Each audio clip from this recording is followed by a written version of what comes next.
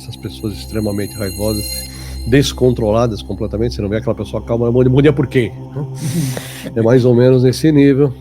Você vai ter implantes de medo, que aí você vai pegar diretamente em cima dos rins ali, né, para gerar. Porque são frequências de medo, raiva, apatia, são as frequências mais baixas que a gente tem na escala de Hawkins ali. Então o que a gente chama no primeiro nível aqui, que a gente chama de plano espiritual, seria a zona umbralina, né? Aí você vai no nível 2 seria o hospital espiritual, depois no nível 3 onde você acha o primeiro nível do nosso lar. Então o que é a apometria? Então vamos lá, é um conjunto de técnicas anímicas para que você consiga, né, adentrando no campo. Quando a gente fala o campo da pessoa, a gente está falando dos corpos sutis, ou seja, na consciência, né, subconsciente, onde está o nosso registro acástico aqui, padrões, crenças, medos, traumas, fobias. Você está lendo corpo mental, corpo emocional, corpo causal. Então depende da literatura que você está estudando, você vai ter vários nomes diferentes. Então, a apometria é um conjunto, é para você fazer essa leitura. Se você é um médium de incorporação, clarividente, não sei o que, você já é um apômetro.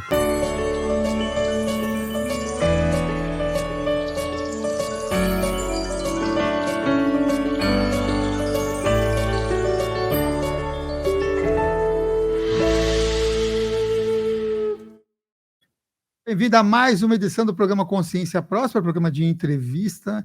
Completou 15 anos em março de 2025 e mais de 1.000 convidados já passaram por aqui.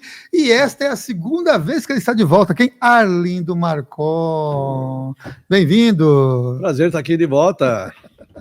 Diz que mais uma pode pedir música, é isso? É isso. A próxima você já pede música e fica tudo nos conformes. Vou até preparar uma musiquinha legal. Ah, de que estilo que vai ser? Vai ser que estilo? Só para saber, porque você sabe que o nosso amigo em comum, ele curte umas músicas meio rock progressivo, né? Ah, não. Então, olha, em homenagem ao Fofananda, talvez eu pedi Sabão Cracrado, Mamonas Assassinas. Olha aí. Tá vendo? Depois vocês pesquisem Fofananda. E novidade, hein? Nesse mês de setembro vai ter toda terça-feira ao vivo, ao meio-dia, falando de espiritualidade com o Wagner Borges. Então, ao vivo, diretamente aqui do Estudo Consciência Próspera, toda terça-feira, meio-dia, Wagner Borges. Um beijo de aniversário dele. Também conhecido por... Volte o vídeo e descubra! Muito bom. É isso aí. Uma das coisas legais do Arlindo é que ele trata de assuntos um tanto quanto densos, mas de uma forma humorada, estilo Wagner também, né? O professor Wagner também trata essas questões.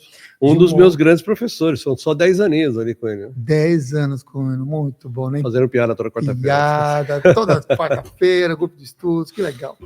Arlindo, o que significa o que significa bocejo? O que significa lacrimejamento, ou as mãos e os pés assim gelados, somente quando está em algum tipo de trabalho espiritual? Normalmente, o que a gente faz? Quando você está fazendo qualquer trabalho espiritual, você está fazendo uma doação de energia.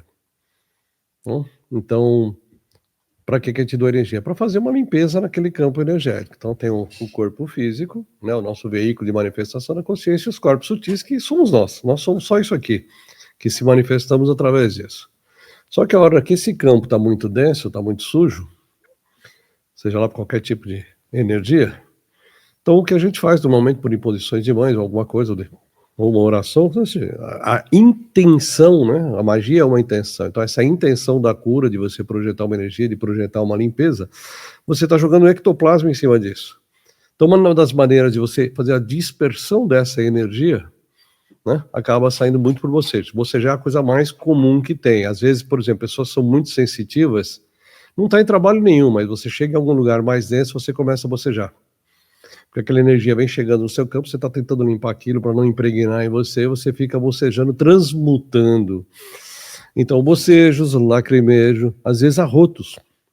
Você vê que é muito comum também alguns tipos de médiums arrotarem, porque vem toda aquela energia e sai em forma de arroto para poder jogar essa energia que você está dispersando. É como se você jogasse, né, a energia ali, pegasse aquela gosma que vai soltando e vai transmutando isso para jogar para fora. E a temperatura do corpo, mãos, extremidades? Depende muito de quem está como amparadores. Normalmente, quando você trabalha com arcturianos, que são seres extremamente gelados, então você sente, né, normalmente, né, para as costas, né, aquele abraço gelado por trás, assim. Mas quando você está nessa imposição e você trabalha muito com arcturianos, isso fica muito gelado, por conta da temperatura deles. Então, esses seres extraterrestres também transmitem uma energia fria. A gente teve uma convidada, uma das poucas convidadas que veio aqui no programa, foi a Armin alguma coisa, Armin de Bijuan, né? O nome dela é diferente. Longa data também, amiga do Wagner da rádio, vixe, anos e anos lá. E ela é uma das poucas, porque a maioria das pessoas que trabalham com cura, a energia que sente em relação às mãos é quente. E ela é uma das poucas pessoas que fala por conta dessas interações outras, que a energia de cura é fria. Sim, eu comecei, né? Fiz reiki, Wi-Fi Healing, Light Healing, vários tipos de energia com cura de mão. Então, em geral, quando você está fazendo a aplicação, né, você sente essa frequência passando e normalmente isso esquenta. Tá? No caso de você estar trabalhando com arcturianos especificamente, os arcturianos é uma gelada. É uma gelada, mas quais a especialidade dos arcturianos? Que tipo de atuação que eles... Cara, tecnologicamente falando, são os seres mais avançados do universo. Então, em cirurgias espirituais, assim, eu lembro que quando eles chegaram para ancorar o trabalho lá no Instituto, logo de cara a gente foi fazer um trabalho para um menino lá do Rio. Então eu coloquei uma menina na maca ali para fazer uma cirurgia à distância. E cara, assim, a maneira, né, como que eles usam para abrir, fechar, costurar, os tipos de artefatos que eles usam para fazer a cirurgia são coisas assim que, além da nossa medicina, né? Então, assim, como matéria de tecnologia, seja bélico ou para a medicina, os arcturianos são os caras, tipo assim, os top da galáxia, vamos dizer assim. Legal. Ele está falando sobre artefatos positivos e também bélicos no caso de guerras, mas na última vez que você esteve aqui, uma das pessoas perguntaram, inclusive lá nos comentários com a gente, que era quais os tipos mais comuns dos chips, implantes e esses artefatos astrais que esses seres se utilizam. Falando do lado negativo, você vai ter, na realidade, depende da parte do corpo onde isso é colocado, você vai ter uma função específica. Tá? Então você tem os chips normalmente colocados na cabeça para controle mental. Então aí é onde você faz indução de pensamentos, né? Geração de formas de pensamentos, que ficam ali, aquele monte de pensamento repetitivo ali, repetindo. E você, porque eu posso ficar aqui atrás de você, o obsessor clássico está ali, falando na sua orelha, né? Ou como eu sou meio vagalzão, você coloca um implante e aí fica com o walkie-talkie lá do outro lado. Aí o cara fica sentadinho lá no cantinho dele falando aqui no walkie-talkie, através daquele implante você transmite essa radiação como se fosse uma antena transmissora. Então você vai ter implantes para, né, geração de pensamentos, controle mental. Você tem implantes que pegam o sistema nervoso central, então normalmente pega aqui na base do pescoço, você vai às vezes se irradiando para toda a coluna. Então aí você vai pegar, afetar movimentos. Você tem implantes de monitoramento. Na verdade, nós somos experiências genéticas aqui, né? Depois dessa padronização genética dos Anunnakis, que a gente evento que a gente chama de dilúvio aí, onde padronizou-se só raça humana na Terra, né? Enkidu, que já começaram, né, lá atrás, né, o que a gente chama do Antigo Egito, isso, mas um pouco mais para trás ali. O Enki fazia, né, desde Pleiades, antes de chegar aqui, ele já faz todo um estudo do desenvolvimento do genoma humano. Então ele compara todas essas matrizes, de tempos em tempos você vai colhendo material genético e vai comparando o quanto aquela espécie evoluiu. Ratinhos no laboratório, mais ou menos isso, né? Então você tem implantes de monitoramento. Ele fica só coletando sinais e mandando, igual quando você usa um equipamento desse aqui, que ele fica aqui te dando aqui 300 funções diferentes, né? Você baixa no celular, no computador, e você tem todo um monitoramento de como é que tá sangue, glicose, pressão. Quanto tempo dormiu, caminhou, passo, tudo. Exatamente. Então, do mesmo jeito que a gente usa hoje, né, um artefato desse externo, você tem implantes desses de coleta de material. Em alguns casos, o que acontece? Às vezes você é um candidato na sua reencarnação, não, pode botar um implante desse aqui para o pessoal monitorar, tudo bem. E já peguei várias, e não foram poucas vezes, de você encontrar um implante de monitoramento, que deveria ser uma via unidirecional, ou seja, transmitindo o sinal para o outro lado, para ele coletar, e o cara faz, ele pega, já que eu tenho uma via, conhece o Jaque? Jaque tem um implante ali, né? Então o que ele faz? Ele começa a injetar sinais, pô, como seria se eu aplicasse aqui uma carga de adrenalina nesse cara? Como seria a minha medição? Então o que ele faz? Ele injeta uma carga de adrenalina através daquele canal que deveria ser unidirecional, o cara recebe uma descarga de adrenalina e ele fica fazendo a coleta dos dados. Então ele manipula as situações para coletar os dados que ele quer para os efeitos de experiências, que nem a gente faz com os ratinhos, né? Eles fazem com a gente faz com os ratinhos. Né? Não muda muito o cenário, né? Então você tem alguns implantes que, dependendo onde pega, né? Dessa região pega fígado. Então você vai começar a gerar indução para ondas de raiva, essas pessoas extremamente raivosas, descontroladas completamente. Você não vê aquela pessoa calma, bom dia por quê? É mais ou menos nesse nível. Você vai ter implantes de medo, que aí você vai pegar diretamente em cima dos rins ali, né, para gerar. Porque são frequências de medo, raiva, apatia, são as frequências mais baixas que a gente tem na escala de Hawkins ali, porque vibrando 250 para baixo, o que a gente é? Bateria para o plano negativo que se alimenta de energia psíquica densa. Então a ideia é sempre você gerar, porque se eu te gerar uma dor física, né, você vai vibrar dor, então tua frequência baixa. E aí começa a vir os efeitos secundários, emocionais relacionados à dor, e aí você está só doando energia. Quando você fala bateria, sempre vem em mente aquele filme de 99, que é o Matrix, retratando, um documentário, né? Aliás, um Homer Chan, né, que ele pega, mostra exatamente aquela pilha, e na verdade ele retrata essas pilhas quando eles vão para as fábricas geradoras de energia, que são os seres humanos. Uhum. E eu já entrei algumas vezes em cenários iguaizinhos àquele, para resgatar parte das pessoas que estavam presas ali. Mas ali, assim, não é qualquer equipe que dá para entrar. Nesses cenários, eu entrei 2 ou 3 vezes com o meu filho mais velho, que fazia parte do grupo na época, que é alguém que tem, né, digamos assim, uma peitada para entrar num lugar desse, não dá. Tenta imaginar um cenário daquele tamanho. Vamos entrar no Fort Knox lá nos Estados Unidos. Cara, o que você tem de segurança aí? Né?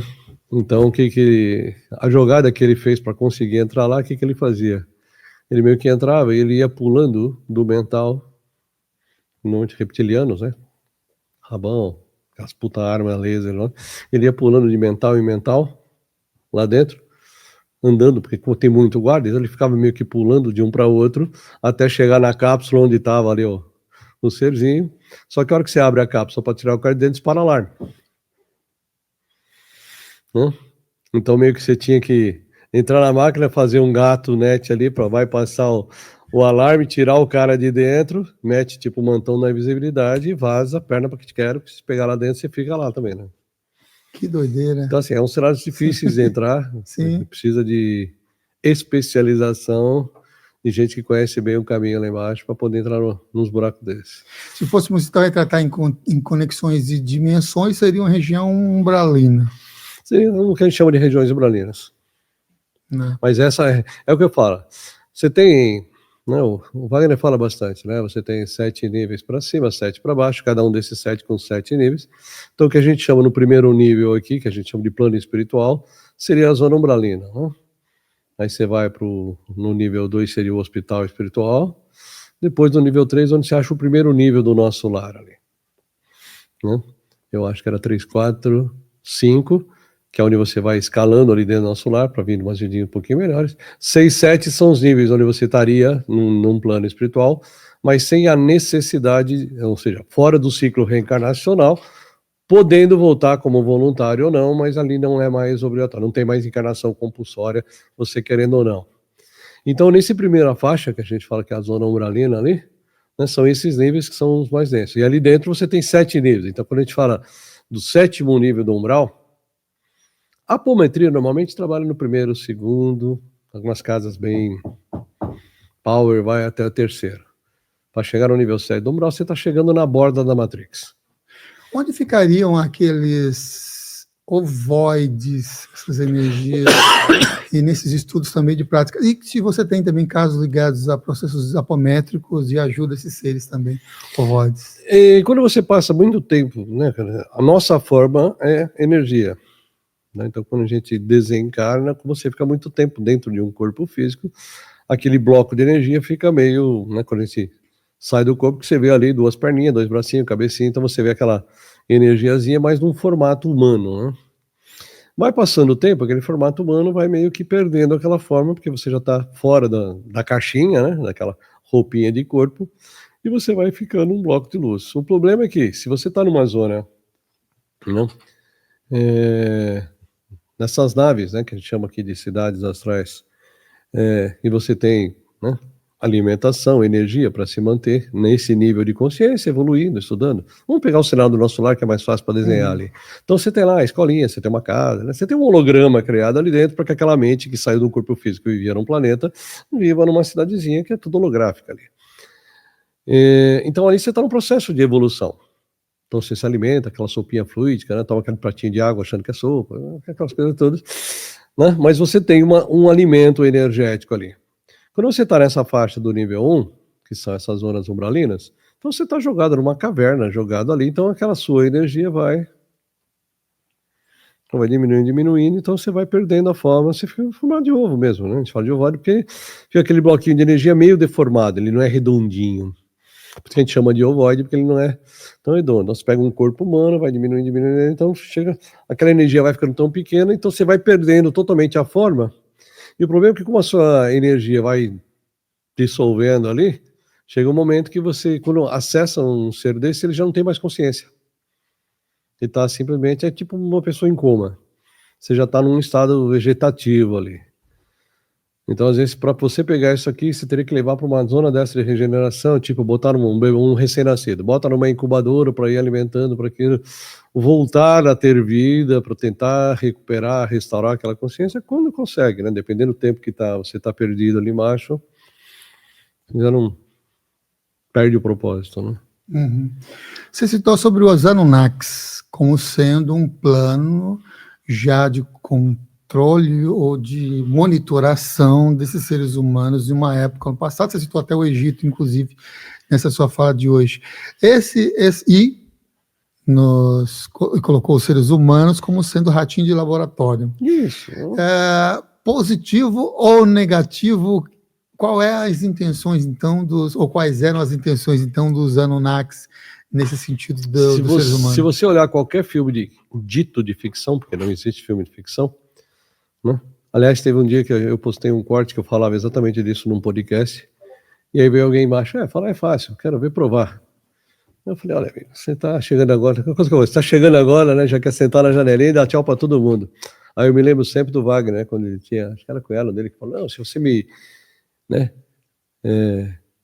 explicar esse negócio aí, né, me fizer acreditar, eu vou seguir você. Eu falei, não vou te fazer provar nada, não vou te ensinar nada. Você vai lá estudar 40 anos, entendeu? Eu estudei, tá aqui, ó, todos os livros que eu tenho aqui, vai estudar um pouquinho, eu não tenho que provar nada para ninguém, não vou convencer ninguém a nada, né? Eu falei para ele, olha, amigo, né, então te recomendo, né, você começar a estudar a biografia do Daryl Anka, né, que é um canal do Bashar, que é um ser extraterrestre, que, aliás, é consultor do cinema há anos. Né? Toda vez que os caras vão fazer um filme, chama o Bashar, o Daryl Anka, ele incorpora ali o Bashar, você quer saber o que é onde? Ele vem e te dá toda a descrição do cenário, te desenha, faz tudo bonitinho, ele te dá a fita toda pronta. Porque os seus filmes não são de ficção. Então é uma maneira deles trazerem para o nosso consciente uma informação que, ao acessar isso pela primeira vez, né, não vai ser estranho porque você já viu antes. Então, se você olhar em qualquer filme dito de ficção, você vai ver que a moeda de troca, basicamente, em todos esses filmes, quando você está falando de universo, são moedas de ouro.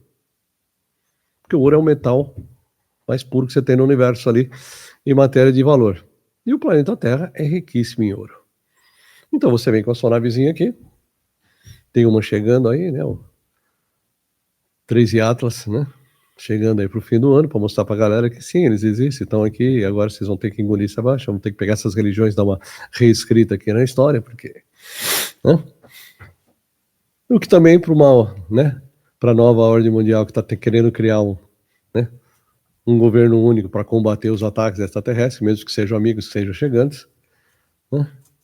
Os nossos ancestrais que vieram nos visitar, né? Titio, titia, distante, estão voltando. Você chega a sua navezinha aqui, tá bom, essa nave que tá chegando tem uns 30 quilômetros, né, bonitinho, né, pequenininha, comparado ao tamanho do planeta, e aí você chega com uma certa quantidade de pessoas e você tem que extrair ouro. Fala, legal, bichão, tá vendo aqui, ó, África é rica em ouro, norte do Brasil, aqui no Egito, nessa parte do norte da África, onde tá o Egito ali, então, tem ouro pra caramba aqui. Então, beleza, o que você tem que fazer? Não, só tem que cavar essa porra toda e levar o ouro embora, né? Falou, tá bom, amigão, espera aí. Então, pegaram ali a população residual pós-dilúvio ali, deram uma modificada geneticamente, trazendo um pouco do que tinha do DNA dos próprios Anunnakis para aqueles seres, para evoluí-los, né? Mas basicamente como escravos. Então, se você olhar em todos os desenhos que você vai encontrar em qualquer tipo de pirâmide no Egito, você sempre vai ver aqueles caras de 3, 4 metros de altura, com um leãozinho debaixo do braço e os seres humaninhos tudo batendo na cintura. Os deuses. Não são deuses, né? São os nossos próprios ancestrais que nos delegaram esse DNA aí, mas nos colocando como escravos. Então, vai trabalhar nas minas, vai extrair ouro aqui, água, ouro e urânio, que urânio você faz combustível, né? Para reatores também. Então são 3 coisas abundantes na Terra que você carrega a nave e leva. Então se você olhar ali no YouTube, você vai ver, pesquisar lá por naves entrando e saindo da Terra. Tem uma câmera na ISS que aponta para a Terra 24 horas por dia. Então dia você vê naves subindo e descendo aqui, em altíssima velocidade. Né?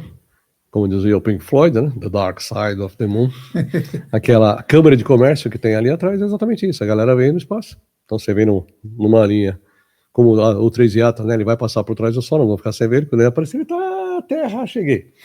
Né? Então depende da órbita que você faz, você tá escondido ali. Mas você tem, né? O pessoal chega, né? Para a navezinha ali, né? Você chega ali com o ouro, fala, bom, o que tem de bom aqui? Olha, tem essa máquina aqui que se você botar o ser humano aqui, ele vai regenerar tudo. Ah, essa é uma medbed? Legal, vamos levar a medbed. Quantas moedinhas de ouro? Toma aqui, ó.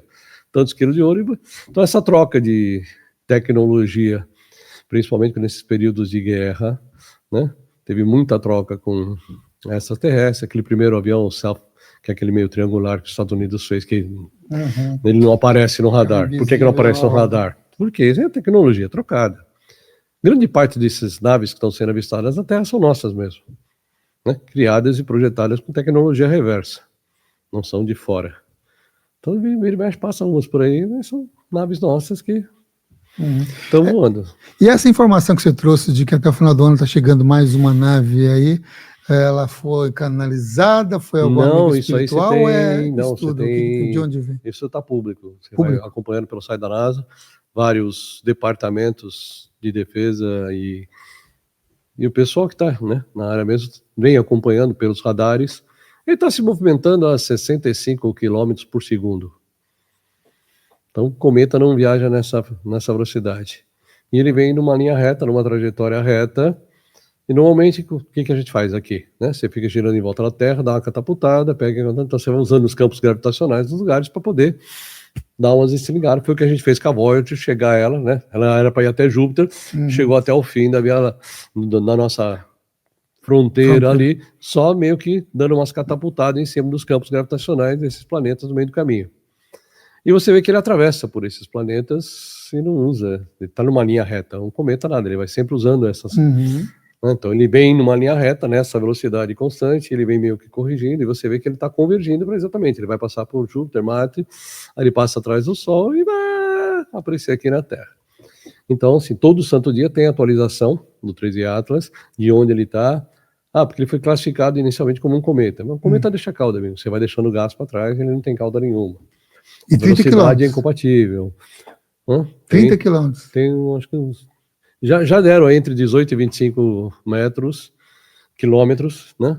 É que nessa distância, para você calcular um tamanho de uma nave, é difícil, principalmente nessa velocidade, né? Ele ainda está bem distante, mas está tendo atualizações diárias aí. Tem sites. E aí a previsão mais ou menos de chegada... Entre outubro e dezembro. Tá aí já. Natal vai ser diferente. Jesus Cristo vai voltar no Natal, vai com a nave cheia, ele vai trazer a família toda. Maria Madalena, os filhos, os netos e todo mundo voltando para a Terra. Você acha que os seres humanos têm mentalidade para recepcionar uma nave chegando assim? Então, o grande problema é que eu falo, se você pegar essa geração de 80 para frente, eles já cresceram com Star Wars, né? Tirando aqueles que são arrastados pelos pais para a igreja, não tem religião, né? Então eles crescem com museus virtuais, estão acessando... Museus é ruim, nossa, essa doeu. Nos museus virtuais você tem os sites, né, da NASA, onde você tem câmeras online dentro da ISS, lá de fora. Então, assim, você tem acesso a toda essa informação sobre o universo, né? Quando eu estudei no meu ginásio ali, até era a 8ª série, né? Agora vai até a 9ª. Cara, você tinha a Barça na biblioteca para copiar, que era alguma coisa que foi escrita 20 anos antes. O jornal trazia uma notícia de uma guerra que começou há 15 dias atrás. Tinham 3 canais de televisão em preto e branco, não tinha nada ao vivo. Então, assim, a quantidade de informação que você tem disponível hoje, e sempre desde que a mídia existe, sempre foi, né, sempre teve algum tipo de censura ou manipulação, depende de onde você está no planeta, né, você sabe ou não sabe das coisas. E agora não, você está com o celular e você mete uma transmissão ao vivo e não tem como você negar. Tem 50 pessoas com o celular fazendo transmissão ao vivo. Então você vai falar que isso aí é mentira, fake news? Então não tem. Então agora você tem gente, né, transmitindo, né, de montão as informações.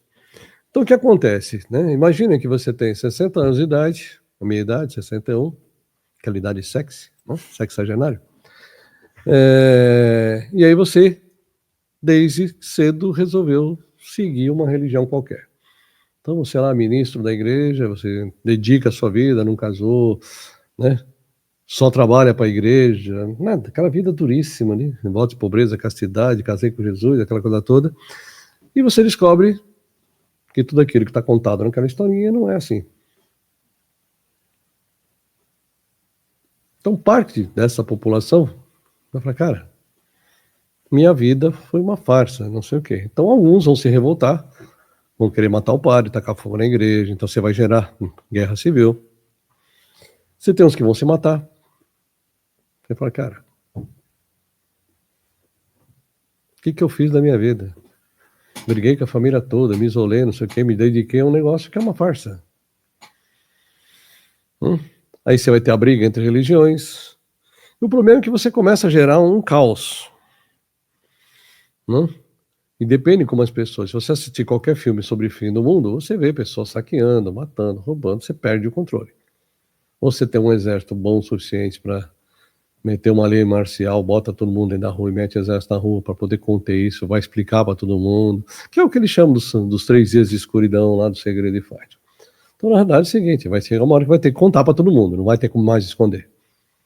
Ah, vocês estão escondendo tudo, né? Vocês tiram tudo da mídia, abafa, cai o descoador, vocês somem com ele, pega o ET de Varginha e todos os demais, né? Então tá bom, então não vou meter uma nave de 40 quilômetros em cima da Terra, quero ver se vocês escondem essa merda. Que essas pequenininhas que tem um monte aqui dentro, vocês somem tudo. Então vamos meter uma de 40 quilômetros, invasão nos Estados Unidos, para aquela porra em cima lá. Esconde isso aqui agora. Então fica parado aqui agora. Né? Então o que você vai fazer? E já desenharam no invasão dos Estados Unidos como vai ser um contato desse tipo. Né? E pela santa ignorância, os caras ficam tentando bombardear a nave e não necessariamente são naves inimigas. Né? Essa que está chegando, aparentemente, são, né, os nossos ancestrais vindo visitar para ver como é que a gente está. Para nos ajudar aqui, né? Aqui no convívio diário de relacionamento com outras pessoas, a gente tem algumas sensações, tipo assim, tem pessoas que você se afiniza, vai de boa, nossa, parece que você se conhece de outros lugares e tudo mais. E tem outras pessoas que a gente fala que o santo não bate de conexão com outros. Pode ocorrer também com esses diferentes tipos de linhagens extra? Pode, porque às vezes você não tem nenhuma vida passada. Você vai abrir a relação, e você? Pô, o santo não bateu, vamos olhar. Aí você vai olhar, não tem vida passada juntos, aqui na Terra. Mas imagine que você era um aviário, eu não me lembro quem foi que destruiu o planeta dos aviários lá. É que quando a gente fala em reptilianos, tem 180 espécies, né, dentro dessa raça de répteis, né, que aí eles chamam tudo de reptiliano, mas na verdade você tem, né, vários seres diferentes ali. Eu diria que dos 180, sei lá, 170 são do mal, né? Então imagine que eu sou de uma raça que destruiu o seu planeta. Então, né? Hoje eu vim para a Terra, vim dar um rolê para cá e te encontro aqui e você, cara. Então, ou seja, a nossa frequência vibracional é única. Então, você está aqui em São Paulo, 100,9 tem uma rádio, 89,1 tem outra rádio, 90,5 tem outra rádio. Então, você tem uma frequência específica. Então, em qualquer lugar que você estiver, pelo menos aqui dentro de São Paulo, é sempre a mesma frequência. Não tem como você errar ali. Aqui na internet, botar um nome, para não ter que ficar digitando as frequências. Então, você escolhe um nome, toda vez que você digitar esse nome, ele vai traduzir isso no IP de uma máquina, que você não sabe a mínima ideia qual é. Né? Todo mundo me chama de Arlindo, mas ninguém sabe meu CPF. Mas eu tenho um CPF. E a gente tem um CPF espiritual. Então não interessa se você está humano ou não, se você está na Terra ou não. Para onde você for no universo, esse CPF é o mesmo. A sua frequência vibracional dessa estrutura de consciência é a mesma. Então há um reconhecimento. E às vezes é por conta das diferenças de raças mesmo. Raças que não se afinizam, não tem. Né? Tudo foi criado, né? Os seres crísticos, né? Que trabalham por amor incondicional e liberdade, os seres não crísticos por escravidão e controle. Já que nós estamos numa proposta de dualidade, então você vai achar isso dentro do universo inteiro. Com mais ou menos grau de intensidade ou de densidade, mas sempre vai ser dual. Então, assim, se você é um ser crístico, um ser não crístico, você olha para aquilo e fala, cara, pô, não é legal isso aqui. Então não vou gostar dele só pela maneira como ele trabalha, a maneira como ele age, a maneira como ele se comporta. Então é a própria vibração que é diferente. Mas partindo, né, dessa estruturação que a gente vem desde a fonte, estrutura supramonádica, monádica, eu sou, alma, e nós aqui dentro do corpinho, uma alma encarnada, né? Essa estrutura monádica ela foi criada com uma codificação. E todas elas têm um ser auto-otorgado que doou um DNA para montar. Tem um pai para tudo. Então você tem poucos pais ali em cima para várias estruturas. Então, às vezes, eu e você podemos fazer parte dessa mesma fonte. A alma gêmea é isso. Onde você vem de uma estrutura supramonádica, ou você faz parte da mesma supramona, ou da mesma mona, do mesmo eu sou. Então você tem, né, uma assinatura, e às vezes você está numa supramona e eu estou na outra, mas o doador genético é o mesmo. Então, ou seja, aquele código, né, do identificador do primeiro, então, imagina quando você vai compondo o CPF, né, você tem 3 números, mais 3, barra alguma coisa. Então você pega 3 dígitos lá da estrutura supramonádica, quer dizer, 3 dígitos do ser auto-otorgado que doou o DNA, 3 dígitos da estrutura supramonádica, 3 da monádica, 3 do eu sou, 3 da alma, e aí você tem a primeira parte do seu CPF espiritual igual. Então você pode ter afinidade nessas partes, né? Conforme você vai subindo, mesmo assim você vai chegar ainda num ponto comum. Então quando a gente fala de alma gêmea, a gente está falando de estruturas vibracionais de mesma frequência, de mesma afinidade. Claro, eu posso ter tido 2, 3, 4 vidas com uma pessoa anterior, fiz juras de amor eterno, tiveram vidas lindas, maravilhosas, e ao reconhecer aquela alma, todas aquelas memórias lindas, maravilhosas, faz aquele cardíaco e fala, nossa, amor à primeira vista. Normalmente com o pessoal, toda vez que eu estou atendendo, eu brinco com o pessoal, né? Porque você vai olhar ali, tem 2, 3, 4, 5 vidas para trás. Eu falo, lamento lhe dizer, mas não foi amor à primeira vista. Essa é a 6ª vez que vocês estão juntos, né? Então, às vezes, a pessoa confunde, né, esse conceito romântico de alma gêmea, de já ter tido vidas anteriores e ter feito aqueles juramentos, e às vezes nem é mais para ficar junto, você já se formou naquela escola e está junto porque você jurou, foi lá, desenhou o nome da árvore, ou naquela época, como é que você celebrava um casamento na época celta, quando você unia 2 pessoas? Você chegava numa noite de lua cheia, ia ali na clareira, né, meia-noite, desenhava aquele pentagrama ali no chão, aí os 2 por meio do pentagrama, fazia aquele amorzinho gostoso, aí pegava, olha, punha o fluido dos 2 ali dentro, cortava a mãozinha, sanguinho dos 2, misturava os fluidos e o sangue, punha ali no meio do pentagrama, fazia aquela fogueira e selava aquela união para toda a eternidade. E aí acabou. Você chega nessa, não encontra aquela pessoa, você nunca consegue estar inteiro em relação nenhuma porque está faltando um pedaço. Você está preso naquela história. Ou às vezes você está muito bem nessa vida, e aí você encontra essa pessoa. E aí teu coração vai gritar. Então, quando eu vou analisar casos de traição em tratamento, às vezes é isso. Você pode ir por degeneração, por putaria, por qualquer coisa desse tipo. Mas você também acontece isso. Às vezes as pessoas estão muito bem casadas, estão numa relação maravilhosa, e um dos 2 encontra alguém que tem um laço desse lá atrás. Nesse e caso... desestabiliza, porque você não consegue. O que você sente aqui, mesmo não tendo nada. E aí você não sabe o que fazer com isso. Nesse caso que você trouxe agora, é uma amarração concedida por ambos. E no caso de uma amarração de uma pessoa fazendo um pacto em relação a outra pessoa, sem o consentimento da outra pessoa, as amarrações de amor. Cada vez que eu vejo isso, eu não posso dar vontade de ir lá com um taco de beisebol e dar na orelha. Porque o que acontece, né? Essas amarrações, quando são feitas, você está interferindo na única regra que você tem. No xamanismo, a gente tem o conceito do espaço sagrado. O teu espaço, o meu espaço, e o que você fizer no teu espaço é sagrado, porque você é um ser que vem da fonte. E não interessa o que você faça aí, é sagrado, desde que você não invada o espaço do outro. O que duas pessoas combinam, que não invada o espaço dos outros, é sagrado. Então, quando você faz um trabalho de amarração, ou de adoçamento, como o pessoal costuma chamar, né? Então aquela pessoa só tem olhos para você. Só que você interferiu no livre-arbítrio dela. E aí, né, a toda ação corresponde uma reação de sentido contrário e mesma intensidade. Terceira lei de Newton, que é a lei que rege o universo. Vem a conta. Então tem gente hoje que tem uma linha de relacionamento toda bloqueada. Você vai ver, tá? Nas idas que era a bruxa, né, que a gente chama de bruxa, né, que fazia magia, fazia trabalhos de amarração de amor, ou de separação de casais, aqueles trabalhinhos básicos de junta e separa, e nessa vida não consegue ficar com ninguém, por quê? Porque tem um monte de gente presa no campo dela. Então o que o universo diz? Já que você tirou o livre-arbítrio dessas pessoas, essa aqui o teu tá cancelado, você não vai escolher porra nenhuma. Você vai ficar preso aqui. Você falou sobre a lei de Newton como a lei que rege o universo e de princípios porque que é física. São encontrados. Nossa consciência é física. São átomos gerando tudo isso aqui. Né? Você se manifesta através de um corpo físico que também é composto de átomos. Então, teu osso é cheio de átomos ali dentro, sangue, músculos, né? Pele, veia, unha. Tudo aqui dentro são átomos com mais ou menos condensado. Essa mesa, átomos, aqui, átomos. Então, tudo isso aqui é um holograma. Essas paredes são hologramas, esse corpo é um holograma. O que você tem é uma manifestação dentro desses hologramas.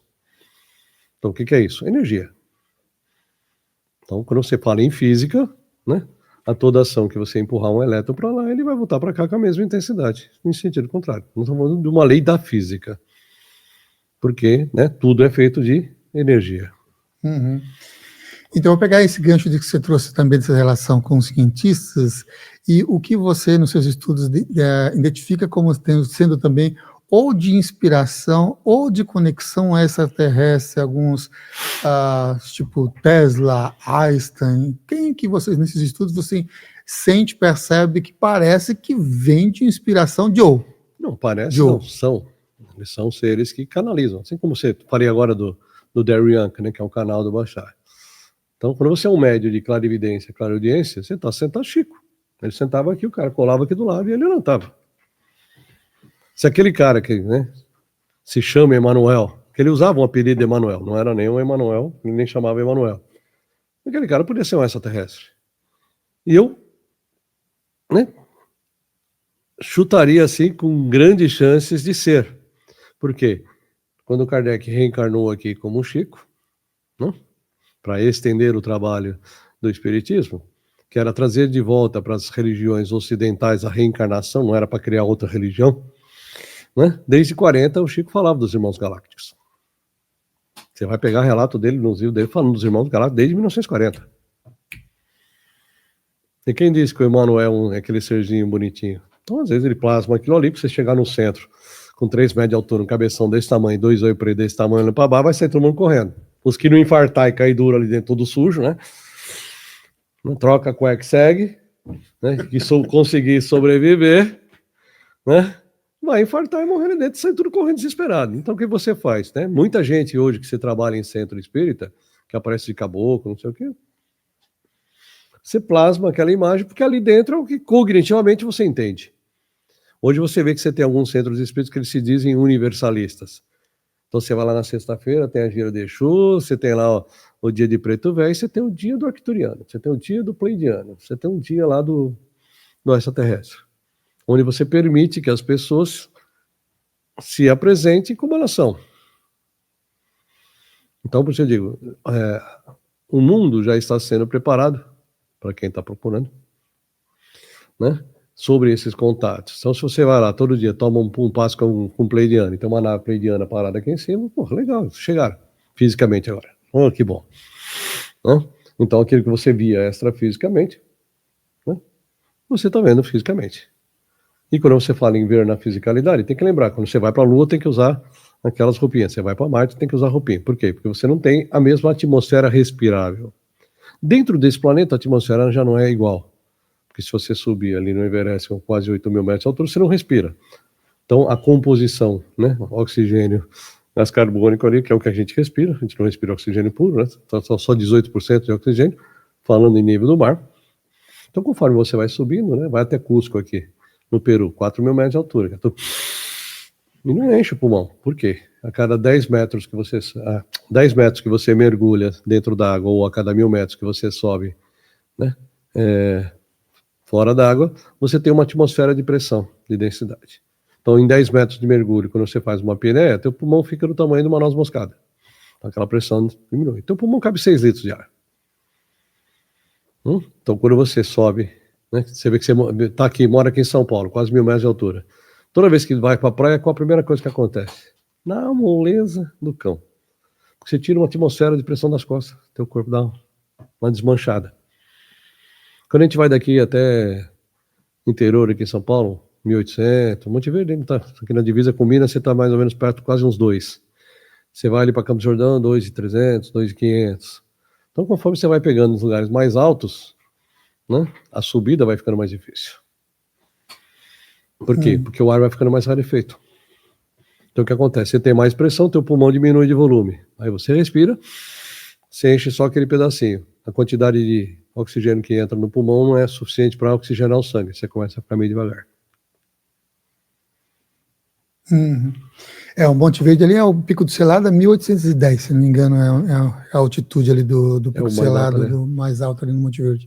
E é bastante para lá. Inclusive, tem muitos relatos de avistamentos ali naquela região. Sim, porque você tem uma estrutura ali da base, ali, como é que chama aquela base? Tem um platô, né? No platô. Do platô você vê 7 cidades do Vale do Paraíba ali embaixo, tudo de São Paulo já, né? Apesar de estar em Minas, você vê 7 cidades de São Paulo lá de cima. Muito bem, agora a gente já está mais do que a metade da entrevista, a gente não entrou no tema. Que maravilha! Agora vamos ter que fazer uma conexão com os extraterrestres e a apometria. Aqui na nossa pergunta. Vamos lá. Será que quem desenvolveu a apometria teve alguma inspiração extraterrestre? Como é que foi a origem da apometria? E também o processo de evolução da apometria, né? Porque ele também teve um processo inicial e depois entrou, talvez até por conta dessas aberturas mais universalista de quem vai atuando com a apometria, como no caso aí das giras, que coloque e aceita os consciências plasmárias do jeito que eles são, o que eles quiserem, e também a evolução. Fala um pouquinho sobre isso, sobre a origem da apometria e essa evolução também do processo apométrico, né? Então, o que é a apometria? Então, vamos lá, é um conjunto de técnicas anímicas para que você consiga, né, adentrando no campo. Quando a gente fala o campo da pessoa, a gente está falando dos corpos sutis, ou seja, na consciência, né, subconsciente, onde está o nosso registro acástico aqui, padrões, crenças, meio dos traumas, fobias. Você está lendo corpo mental, corpo emocional, corpo causal. Então, depende da literatura que você está estudando, você vai ter vários nomes diferentes.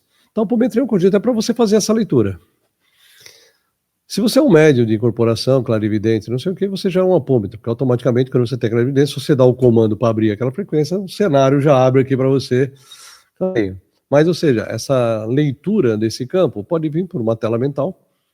Acho que a maioria do pessoal trabalha com o olho fechado, porque você já tem muita informação do lado externo. Então, tem livros aqui, você está aqui, tem uma cortina, né? Tem computador do lado de cá, tem um gato que estava por aqui agora há pouco, né? Tem visto quando ele passa por aqui. Então, o que acontece? É muita informação, então o cérebro ele processa todas essas informações, você estando consciente ou não. Eu estou aqui olhando para você, mas se eu for buscar na minha mente, o título do livro que está aqui de lado vai estar guardado na minha mente. Porque o meu olho já captou essa informação, meu cérebro armazenou no meu subconsciente e ele está ali. Se eu fizer uma regressão e falar, pega, vira para o lado, vê qual é o nome do livro, você sabe. Se você andar numa rua e botar essa pessoa numa regressão e pedir para ela te dar o número de todas as casas, a cor, que carro estava na garagem, ela vai te dando tudo. Olha, depois tinha uma casa, ali tinha 2 cachorros, esse tinha um gato, esse tinha um carro parado, a placa do carro era tal. Toda essa informação fica registrada. Como você não armazena, não faz nada com ela, ela vai numa memória temporária ali, mas fica ali, né? E tem coisa que vai ficar, dependendo do evento, você tomou aquele susto enorme ali com o cachorro, aquela informação vai ficar com uma emoção ali de susto guardada. Então, se a gente for olhar, né, o que seja, a apometria é a leitura, basicamente, desse campo. Então, pode vir por uma tela mental, pode vir por sensações, emoções, né, pode vir por intuição, Não, porque a gente, quando fala em mediunidade, né, você já te remete para centro espírita, já te remete para incorporação. Ver, ouvir, espírito, não quer. Mas já tem um movimento que já vem há mais de 30 anos aí, que você vê que são pessoas que a gente chama de sensitivas. É a mediunidade intuitiva. Você faz a captação de toda essa informação, processa, e você já vem com a resposta pronta. É o Chicó do Alto da Compadecida. Eu não sei porque é assim, só sei que é assim. A informação vem. Aí vem um pacote. O Wagner fala, quando ele faz canalização, às vezes vem um mentor e dita, e você vê que a linguagem usada ali naquele texto não é a do Wagner, e você vê que os textos que tem a linguagem dele, é fácil. O cara vem, passa um bloco de informação e ele escreve com as palavras dele. Então, esse é um tipo de captação na apometria. Você já recebeu o bloco inteiro. Você não viu a cena, você não faz a mínima ideia do que está acontecendo, você não está olhando para o cenário, mas você já sabe o que está rolando. Igual quando você vê um filme, olhando e fala, me conta a história. Você vai lá e conta a história todinha. É isso. Então, receber a informação por bloco é mais fácil. Você não sofre, não tem que passar por nada daquilo. Não dói o corpo, não tem que incorporar, não tem que acoplar. Aquele cara está desencarnado, vem encostar aqui para falar com você, ele sai, deixa todo aquele lixo nas costas. Então, desgasta menos o médico. Então, é mais fácil para você fazer a captação. Só que aí traz um problema. Esse bloco eu recebi ou fui eu que criei com a minha mente? Então, no começo, para quem está nesse desenvolvimento, de você saber o que é você que está criando, o que você está recebendo, é difícil. Mas é que eu falo, é igual dirigir, é treino. Primeira vez que você sai com o carro morre, arranha a marcha, pisa no freio para engatar a marcha, é aquelas coisas que você vai fazer tudo errado até conseguir dirigir tranquilamente. Então, essa mediunidade intuitiva, ela, né, a gente vem nesse desenvolvimento, né, finalzinho do século para cá, e vem ajudando, né, a facilitar o processo. Se eu já sei a história inteira, sem começar, né, ficar aqui meia hora assistindo um filminho, pô, eu vou mais rápido para eu atender. Em vez de eu pegar 2, 3, 4, 5 cenários, eu pego 50. Então, a apometria seria esse conjunto de técnicas para fazer a leitura dos corpos sutis, ou do que é a nossa consciência, fora do corpo físico. Porque quando fala, né, minha alma está dentro do corpo, né? Você tem que abrir a cabeça e ir lá no cérebro da pessoa. Não, cara, está tudo lá de fora. Né? O corpinho é só a marionete da alma. A alma está do lado de fora, não está do lado de dentro. Por isso que quando passa um espírito do nosso lado, a gente sente daquela arrepiada. Porque ele encostou no seu corpo extrafísico, né? Houve um toque aqui e você sentiu aquele toque. Agora, se a gente voltar para o xamanismo, tem uma prática que a gente usa bastante no xamanismo, que chama-se resgate de alma. Se você for para regressão terapêutica, o que você está fazendo? A mesma coisa que o xamã, só que ao invés do xamã fazer o resgate daquelas memórias, você coloca o paciente regredindo, acessando as próprias memórias. Então, em 1960, o Zé Lacerda, a família tinha um centro espírita, e ele era diretor do hospital lá em Porto Alegre, assistiu uma palestra do Luiz Rodrigues, falando sobre hipnoterapia, que era exatamente essa técnica para você fazer o paciente regredir e acessar essas memórias. Cara, interessante isso. E ele começou a usar com os médiuns ali do centro, né? E aí uma equipe se apresentou e falou, dá para você fazer isso usando um terceiro. Porque dentro da própria regressão terapêutica, imagina, Samuca chega aqui, vamos lá, e o cara, o cabeção, né, aquele cara controlador, quer questionar tudo, e eu tô lá no cenário aberto e você não vai para frente, você tá lá questionando por que a tampa do caixão tem uma bolinha azul. E eu preciso tirar você do caixão e não consigo, né? Então, o que você faz? Vou fazer uma regressão à distância. Então, pega um terceiro, senta aqui e fala, Samuel, senta aqui na cadeirinha. Vem aqui, tia, um pouquinho. Senta aqui pro tio, vem cá. Bota uma terceira pessoa ali, pede, os mentores. O Samuel fala, mostra pro Joãozinho aqui o que tá rolando. Como o Joãozinho não tem nada a ver com a história, ele senta lá, assiste o filminho e vem contando a história para você. Então, é o que a gente chama de regressão à distância. O que a gente chama de regressão à distância é uma captação apométrica, que é o mesmo trabalho do xamã no resgate de alma. Que é você acessar o campo da pessoa e tá lendo o quê? O registro acástico dela. Não? Então o Lacerda codificou a apometria, então, tanto que criaram na época a Sociedade Brasileira de Apometria, que já é falecida, mas sei lá, um conjuntinho de regras, você aplica cromoterapia, muita coisa que você usa em centro, você tem ali como práticas, né, desdobramento, flexão no dedinho, aquela coisa toda. Aí o Godinho, que é lá de Lages, né? Estudou com o Lacerda, ficou um tempo com ele ali, que também tem um centro espírita, estendeu esse trabalho. O Godinho tem mais de 50 livros escritos, né? Aliás, eu comecei estudando já pela linha dele, fui estudar com ele lá. Na verdade, eu comecei a estudar apometria no espaço da Cida Godoy, que eu trabalhava na sala de obsessão cirurgia, né? Cida Godoy. Fiquei anos com a Cida, não sei se tá. Comecei lá no Tatuapé, vim com ela aqui para Momoré. E aí a gente começou, né, a estudar. Ela começou a estudar apometria com o Godinho, e ela trouxe a apometria para o centro, e ela começou a dar aula, né? Aquele que ela está tendo, começou a passar para a gente, pegou uns médiums ali, tinha um dia só para a gente, e a gente começou a praticar entre a gente. Porque se você é um médium de incorporação é fácil, ó, abre a cena, já vinha a cena. Né? Então você já incorporava, né, vamos dizer assim, aquele pedaço daquela consciência que é uma parte da sua consciência, é uma consciência, uma mini consciência sua. Então você incorpora e conversa com ela. Então você começava a ouvir sua história contada por você, é um negócio legal. E aí começamos a praticar e começamos a atender com a apometria ali. E aí eu fui para lá fazer o curso. Só que isso nós estamos falando de 1960 a 1970. E ambos, né, são donos de centro espírita. Ambos não, né? Talvez o Lacerda Filho, né? Mas são famílias que têm centro espírita e trabalham em centro. Então tem um trabalho social que você pode fazer em centro, como é o trabalho de sexta, o passe, como era o trabalho que eu fazia na Cida.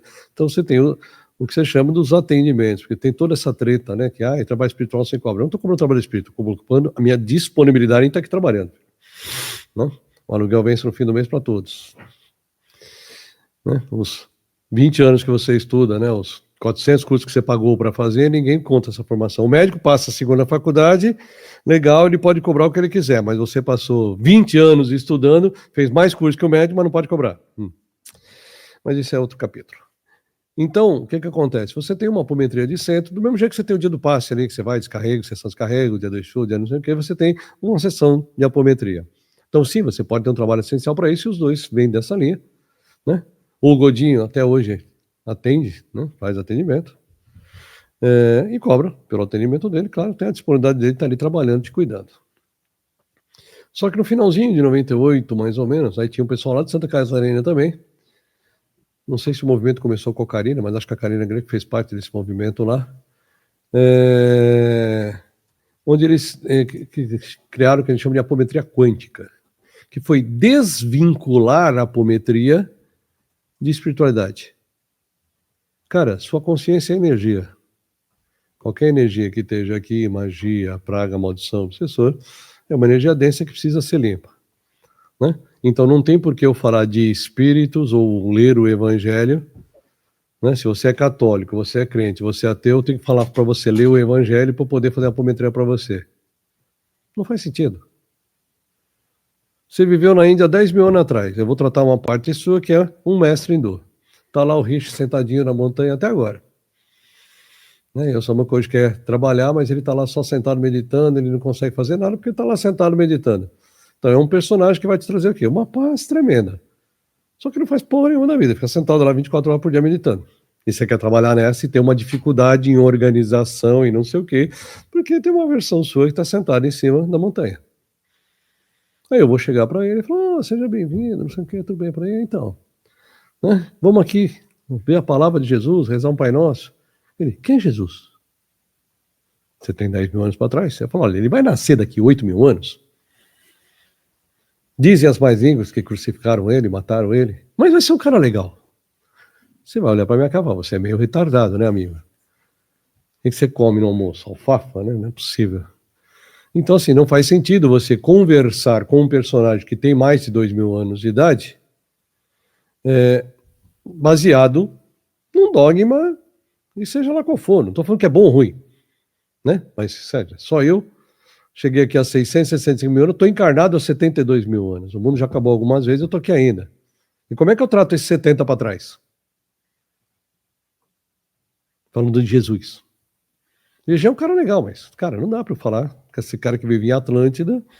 Olha, o mundo vai acabar 3 vezes. Deus vai acabar com essa merda de 3 vezes, mas Jesus é um cara legal. Então, desvincular a apometria, né, de espiritualidade. Eu não estou tratando de espírito. Só consciência e energia. Eu não falo de espírito.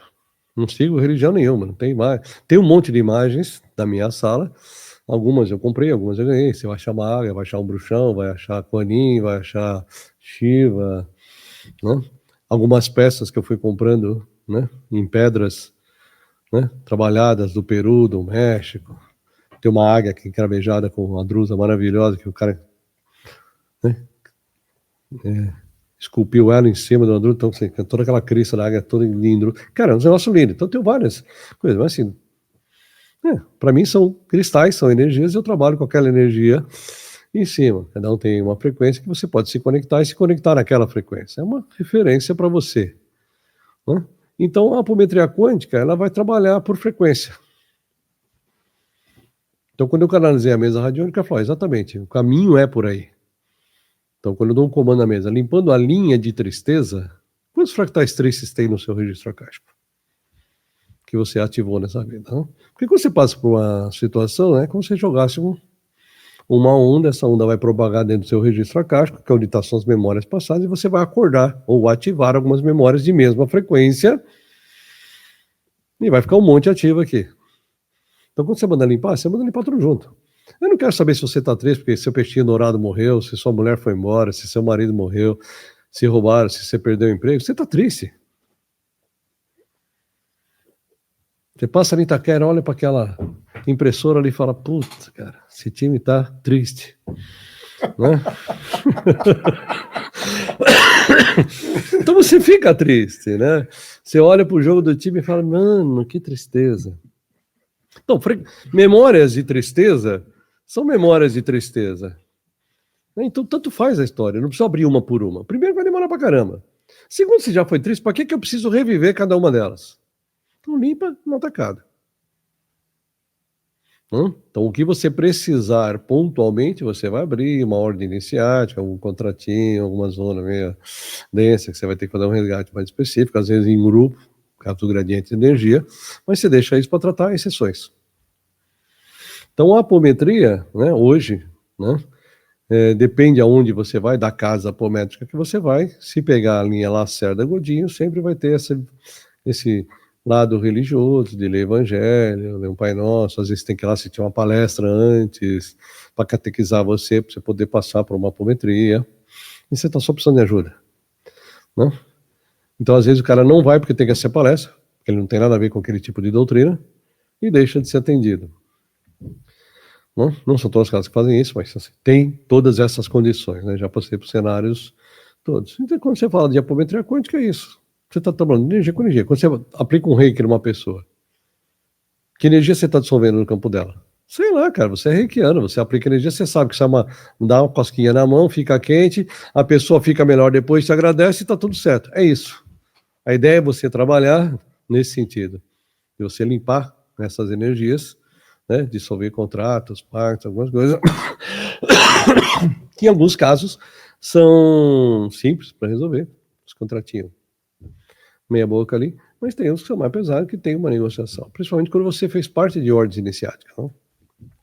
Então, para a gente entender aqui até esse momento, tem o estilo mais tradicionalista do surgimento da apometria lá de Lacerda, também um pouco dessa visão um pouco mais ampliada do Godinho, e que é uma visão mais existencial de ambos ali nessa conexão existencial de grupo, com um sistema de parecer se assemelhando com as obsessões convencionais, e também tem uma outra versão, que é a visão mais quântica, que vai trazer uma questão mais também terapêutica. Sim, e o outro aqui que você trouxe agora, que foi a questão da mesa radiônica. A mesa radiônica foi, eu diria que é uma evolução desse processo, porque durante o curso de apometria, de um dos cursos de apometria, porque aí era tudo por processo de captação, não sei o quê, só que, apesar de ter feito, né, o trabalho com o Godinho, eu já nascida não trabalhava com o evangelho, nada, estava na mesa, quem quisesse lia, quem não quisesse, você quer ler? Quer, então lê. Eu não quero ler, não quero, então lê.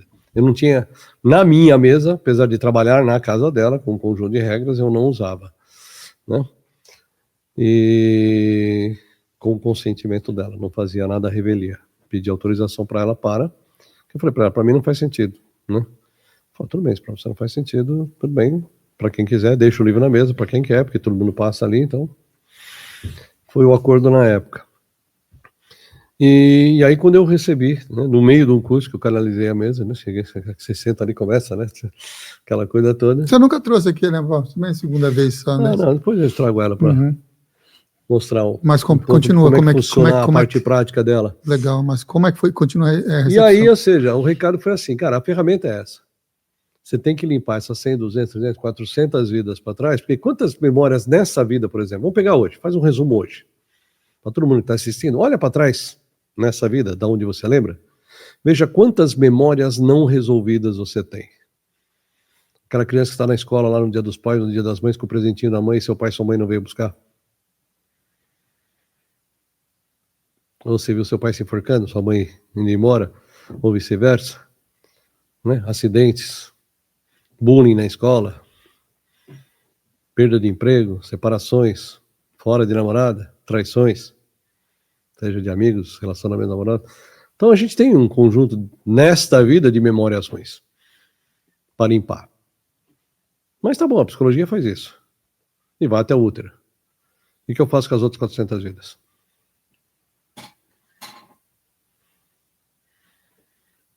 Então eu ativo uma memória que gera uma aqui, disparo outras iguais, eu limpo essa daqui, e aquele meu sentimento que eu tenho com aquela pessoa que fez bullying comigo não passa, porque eu já tenho outras histórias com essa mesma pessoa que já faz bullying comigo há 5 vidas.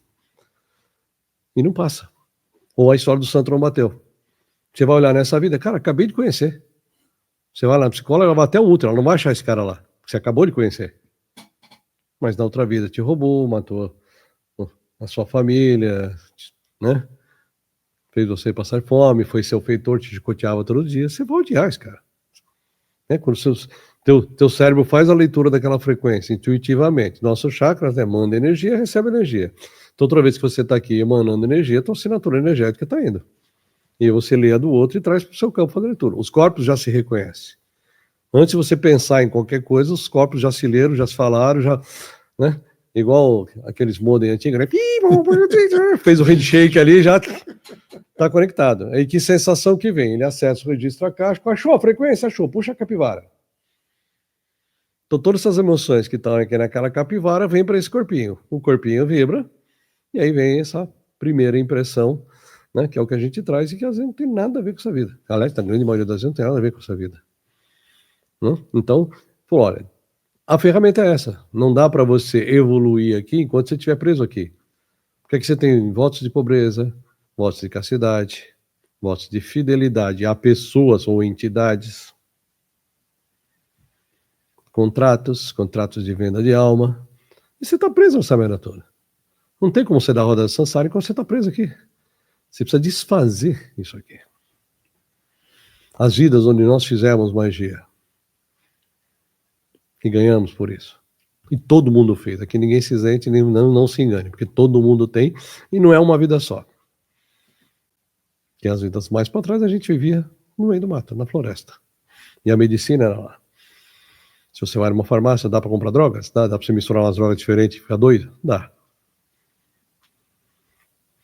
Né? Então, lá atrás a gente tinha isso à vontade. Pagou, filhão. Leva aí. Você não quer nem saber o que você vai fazer com isso. No campo da apometria, já conectando com esses princípios e conexões antigas, como que se interage com os seres da natureza e qual também o papel dos guardiões nesse processo todo? Eu diria assim, tem 3 equipes que vão trabalhar muito fortemente. Vamos pegar um exemplo, trazer aqui para a nossa realidade, que vai ficar fácil para o pessoal entender. Imagina que você está vindo aqui, aquele busão no meio da estrada e ele capota no barranco. Tá lá, toda aquela galera presa nas ferragens, uns pedaços de um para cá, outros para lá. Não, você tá, não precisa. Tá bom, gente. Mas é realidade. Sou muito realista, preciso parar com essas coisas. Mas tá aquela galera presa nas ferragens. Quem é o primeiro que vai chegar naquele local para fazer socorro? O bombeiro. Vai ter que cortar as ferragens, vai ter que tirar os caras ali de dentro. Então, para mim, os guardiões são esses. São os caras que eles vão entrar no lodo. Eles vão descer o barranco, eles vão pular dentro do Tietê, eles vão ter que descer com rapel, vão ter que fazer helicóptero, vão acionar para tirar você da onde você está. Principalmente quando você está numa zona umbralina. Quem que vai na zona umbralina para resgatar você? Guardiões. Porque algumas religiões, carinhosamente, né, batizam os Exus de demônios, mas são os guardiões, né? Aliás, fazendo uma brecha aqui. Uma vez eu estava ali na 25 de março e tinha um amigo reclamando, né? Que, pô, toda hora tava entrando gente, vai roubar coisa ali, não sei o quê. Ele falou, pô, você precisa botar um show aqui na porta. Deus me livre, não sei o quê. Não gosto dessas coisas, não sei o quê. Aí eu viro pro lado, tem um Ganesha desse tamanho sentado na porta, né? Eu falei, isso aqui. Ele falou, não, isso aí é o removedor de obstáculos. Sim, na Índia chama Ganesha, lá na África chama Exu. Ele não sabia se ele jogava o Ganesha no meio da rua, se ele saía correndo. Falei, cara... Aí ficou desesperado. Eu falei, como assim? Eu falei, então, só muda de lugar, muda o nome, filho. A energia é a mesma, né? Então, quem vai fazer esses resgates em zonas mais densas é bombeiro. Porque se o SAMU chegar, os caras estão lá embaixo, não tem como o SAMU descer. E o que o bombeiro faz? Tira ela de baixo e traz aqui para a beira da pista. Quem faz o primeiro socorros? SAMU. Boiadeiro, caboclo, preto velho. Né? Essa linha aqui no centro tem essas nomenclaturas, a linha do Oriente. É o pessoal dos primeiros socorros. Estão aqui os socorristas. Aí você mete na ambulância e leva para o hospital. Entrega para a linha médica. Bezerra de Menezes, Fritos. Então você vai escalando o problema, né? E aí, dependendo do nível de problema, você vai ter que escalar outras hierarquias, né? Para poder negociar. Então, às vezes, você tem que invocar até o conselho kármico. Ó, entrega isso lá para o conselho kármico. Porque, cara, o cara fez uma dívida consciente lá atrás, agora, né? Já vem umas 15 vidas pagando, ele se comprometeu com 20, mas o resumo da obra nesses 15 já mostra que a chance de ele se perder e voltar a fazer merda é grande, ou nula, dado o que ele tem, até que já tem uns créditos gerados aqui, né? Então pede-se uma liberação daquela restinho de pena para o cara ter um pouco mais de dignidade de vida. Mas aí você vai escalar o problema, vai falar com o diretor do hospital, cara, ó, o cara chegou com o pé quebrado, tá com fratura exposta e não tem plano de saúde e precisa operar. O diretor, não, fala, manda aí que eu faço. Então tá, é isso. Então às vezes você vai escalar um problema que não é aquela linha da rotina normal. Então os guardiões, cara, é assim, para qualquer trabalho de apometria, é raro você não ir com o guardião, porque esse cara tá perdido em algum local. O morreu tá lá no hospital ainda, e o hospital tem sempre alguém que tá consumindo aquela energia que tá lá dentro. Tá lá no cemitério, tá vagando pela rua. E o problema é que você não fica vagando pela rua muito tempo. Não? Porque você tá vagando pela rua, alguém fala, você tá perdido aqui, vem cá. Você pega, te leva ali, o cara vem, mete um cara, tu vai trabalhar para mim. Se você não trabalhar para mim, eu vou te encher de porrada. E você vai ter que entrar pra gangue de alguém, vai virar escravo de algum ser que já tem uma estrutura maior. Se você tentar fugir, os caras te pegar, vão te encher de porrada. Então, muito desses obsessores, né, que a gente pega, que tira a mão, isso aqui é meu, não sei o que, todo machão, é um pau mandado. Ele é escravo de alguém, se ele não fizer o serviço direito, ele volta e apanha. Então, às vezes, você oferece para ele a liberdade. Fala, quer parar de ser escravo? Mas o cara não vai vir atrás de mim? Aqui não. Aí o cara para.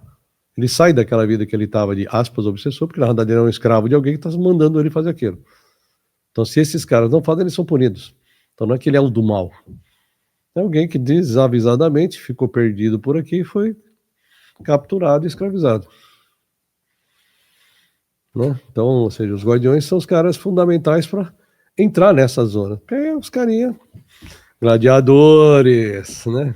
Soldadinhos romanos, aqueles carinha que tem uns bracinhos desse tamanho que ele já chega. Bom dia. Bom dia por quê, né? Dá licença, já. Tá aprendendo isso aqui por quê? Quem é você, né? Então é os caras que vai estourar o cativeiro. Você tem que subir o morro com o Bob para arrumar o cativeiro e tirar a galera de dentro. Então, nesse lugar, não dá para subir o morro com a Coninha e falar, meu irmão, vamos aqui rezar no Pai Nosso. Vai tomar 5 tiros na cara, né? Nessa questão também das sequências e das energias que foram compartilhadas aqui, qual a importância dos símbolos e se são utilizados símbolos, além dos impulsos, nos processos apométricos? Eu não uso nenhum. Na verdade, nunca usei impulsos. Às vezes fala, vai, meio do tipo, vaza, vai, tipo, para parar de me encher o saco. Na verdade, eles associaram os impulsos ao desdobramento do corpo. Desdobramento do corpo 1, corpo 2, corpo 3, corpo 4, corpo 5, corpo 6, corpo 7. Né? E às vezes, se você não conseguiu desdobrar, você vai mais 7, faz 21. O que você está fazendo aqui? Você está dando uma ordem de desdobramento. Não funcionou, então você dá a ordem de novo. concentra no pulso, primeiro que você tem uma vibração que vai gerar uma onda de propagação. Então é mais fácil de você desdobrar aquela. Não? Porque aquela onda propaga. Tá bom, mas se eu estou fazendo pometria para um cara que está lá no Acre, estou instalando o dedo aqui, essa onda não vai chegar no Acre. Não? Então, como eu vejo, para mim, como funciona, né? Para mim, o instalar de dedo ele é mais um comando para o meu mental, para que eu concentre essa informação de demanda de desdobra, corpo 1, corpo 2, para que eu concentre a contagem aqui. Porque eu estou focando toda a minha energia nesse ato. E eu fiz um teste com isso, quando eu dava aula só de apometria, sem a mesa canalizada ainda, né? Eu pegava minha captadora, falava, agora eu vou dar o comando assim, do assado, falava, agora eu só vou dar comando mental, depois ela me disse o que aconteceu. Aí eu ia dando os comandos mentais, ela ia narrando a cena, eu ia dando os comandos mentais, ia narrando a cena, aí tinha um pessoal que era clarividente, estava vendo o cenário, né? Eu dava o comando mental, o pessoal ouvia o meu comando mental e via o cenário acontecendo. Então o que acontece? Depende de quem está conduzindo. Como você precisa criar uma técnica para qualquer um, e até você treinar tudo mais, então quando você está aqui, você consegue treinar. É o que eu faço com a mesa com o pêndulo. Quando você dá o comando ali no pêndulo, você está ali concentrado naquele comando. Porque se você é uma partícula divina, né, fragmentada, é um fractal da fonte, em experiência na carne, todos somos seres divinos. Então, se você é um Deus co-criador, o que é que você não consegue fazer? Se você é Deus em criação, em experiência. Então, por várias centenas de séculos seguidos, você vem reencarnando sobre caixinhas, que diz que Deus está lá, você está aqui, você precisa de um intermediário, que só funciona se você pagar o dízimo, né? Que você é afastado da fonte, que você não é uno com a fonte, então você desacredita no seu poder pessoal. Você tem que delegar um terceiro para poder alcançar a fonte. Se você for muito rico, né, você paga lá umas moedas de ouro e se livra dos pecados. Não, isso já tiraram, né? Já não pode mais. Mais ou menos. Em algumas igrejas ainda dá para você pagar e comprar uma vaguinha no céu. Então é muito disso de você perder o poder pessoal, de não cocriar mais. Você não precisa de vela, não precisa da farofa, não precisa do marafa, amigo. Você só precisa da intenção. Então quando você deposita, você está contratando alguém desencarnado que vai usar aquela energia para trabalhar para você. Se tu é bom, você pensa e cria a situação. Você não precisa de intermediário, não precisa de energia externa. Então você pode potencializar qualquer trabalho de intenção. Então se você volta lá para o Star Wars, a força. A gente chama de mediunidade aqui, lá eles chamam de a força. Ele move objetos, telecinese, né? Ele vê seres que já morreram, fala com os seres que já morreram, clarividência, clareaudiência. Então o que ele faz? Está usando o quê? O seu poder. Todo mundo tem a força. É o que ele fala, a força em você é forte, a força em você é fraca. Que é o que a gente chama do médium mais forte e o médium mais fraco. Então o bom mago, ele só usa telemental. Ele não precisa de comandos ou símbolos. É que quando você visualiza, por exemplo, um pentagrama de fogo, que é um símbolo de energia que você usa para dissolver magia, não sei o quê, ou a estrela de Salomão, então você está concentrando naquele símbolo, você se conecta com o poder de destruição de magia e você cria uma malha de energia de destruição de magia. Então o símbolo serve para seu cérebro cognitivo medíocre, limitado, que você precisa conectar alguma coisa para que ele funcione, porque ele ficou muito tempo sem funcionar. Então quando você começa a treinar, né, esse poder pessoal de você fazer as coisas, né, você vai aplicar um reiki, você não fala o nome de símbolo nenhum, eles saem todos, os que precisam, e você vê os símbolos saindo da mão. Você já tem a iniciação. Você faz 30 cursos diferentes, você tem 7.000 símbolos na mão, você vai lembrar o nome dos 7.000? Ai, qual que era mesmo, aquele que a gente usava? Pô, não dá. E pode perguntar para quem fez o curso de reiki há um ano se ele lembra o nome de todo símbolo. Não lembra. Aí como é que desenha? Não precisa desenhar. Porque a hora que você está desenhando no Chokurei ali, você está focando a sua energia na criação do quê? Da frequência que você aplica no Chokurei. Então é mais o quê? Essa concentração da nossa capacidade, que é onde eu ponho energia, é onde cresce. É o foco de você jogar uma energia para aquilo, né, ter uma ação do outro lado. Então você pode potencializar, que nem eu recomendo o uso de algumas pedras na mesa. Precisa dela? De cristais? Não. Facilita? Sim. Né? Então você pode usar incenso, é um facilitador, né? Ervas, sprays de ervas são facilitadores, cristais são facilitadores, então você tem cristais de emanação, cristais de proteção, todos são facilitadores. Por quê? Porque por mais que você seja, né, o que você for conscientemente, expandido, e seja lá o que for, um bom mago, você está num corpo físico.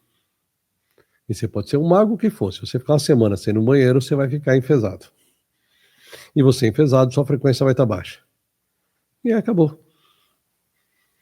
A impermanência é a lei que rege tudo isso. Você não sabe se eu vou acabar o programa ou não, vou infartar em cima da mesa. Então, assim, como é que você acha que você vai... Não tem. Tem um ego por trás que diz. Então, é isso. É a força mental que você pode facilitar a movimentação daquele bloco de energia através de símbolos, através de comando, através do estalo. Todos eles funcionam, né? E facilitam a vida, né, do captador. Ou do esclarecedor, o cara que está conduzindo a apometria. Né? Mas ele não é necessário desde que você tenha um gradiente para isso.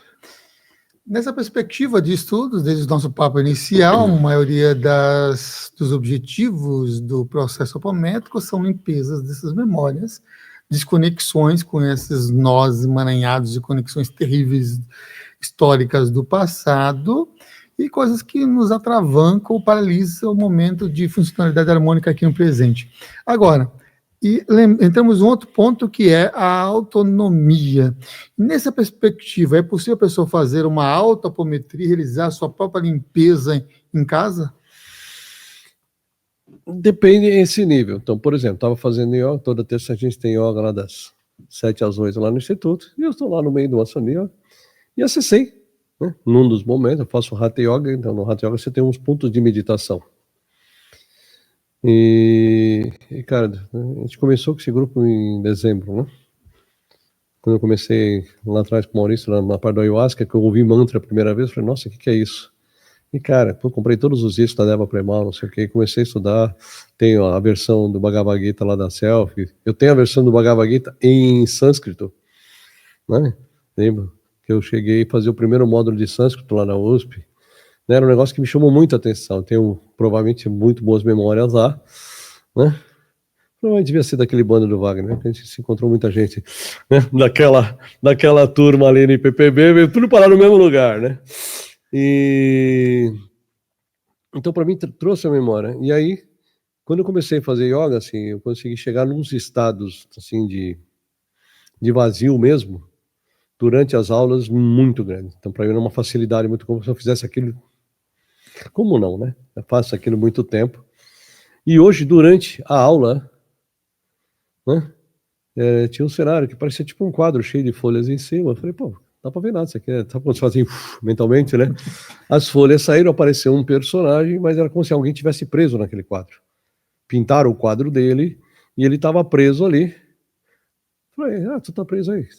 Sabe quando você pega um estilete e corta assim? Fala, tá solto, sai daí. Aí o cara saiu do quadro, tipo, ufa, obrigado por me libertar, se apresentou, deu um nome completo, né?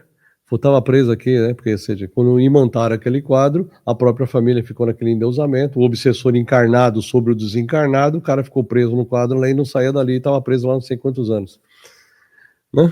E era uma versão minha, né?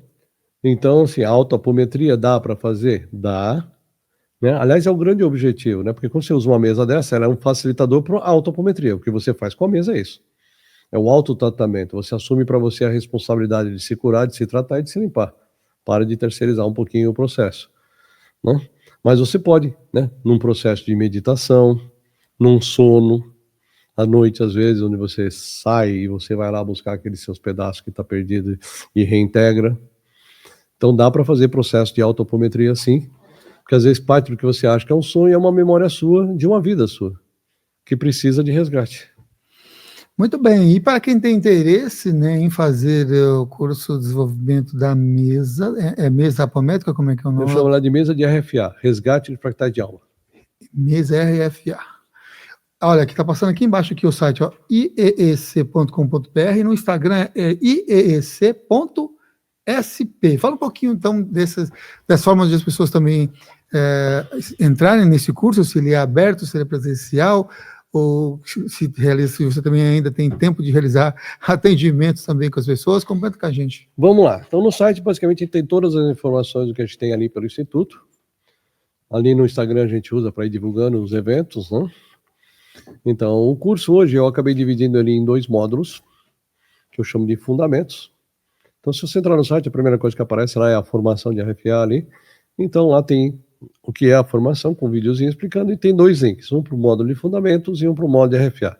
Então, lá tem, para quem gosta de ler, né, tem a parte do texto ali, explicando o que tem, a gente fala ali em cada um daqueles módulos, com um vídeo explicativo de cada um deles, está bem extenso. Metade não lê, não ouve, depois vem fazer pergunta, né? A pessoa tem preguiça de ler, a gente, puxa.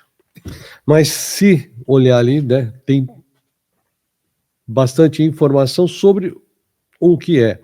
Então, a primeira parte é mais ou menos para entender o que é esse processo, como é que é essa fragmentação da nossa mente, como é que funciona a estrutura da mente, falo sobre chakras, né? Porque, seja, cada chakra nosso está ligado a uma glândula e a um órgão. Então, quando você tem memórias nesse campo mental, corpo emocional, eles vão estar atuando diretamente em cima dessas glândulas e órgãos. Você vai desequilibrar os chakras, vai te trazer.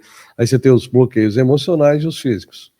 Então, passando por isso aí fala um pouco dessa padronização genética pós-dilúvio, onde nós ficamos só com os corpinhos humanos, toda essa historinha, passando um pouquinho de Enki, Liu para frente.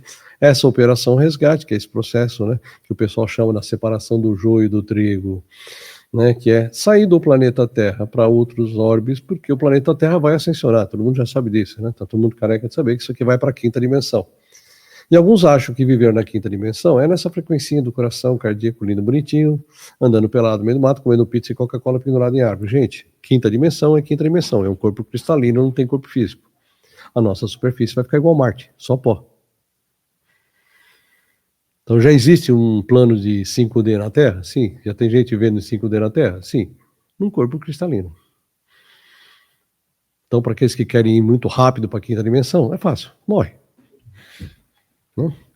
Se der sorte, né, vai para a 5ª, se você tiver numa vibração boa, senão você volta para a rodinha e fica aqui preso mais um tempinho.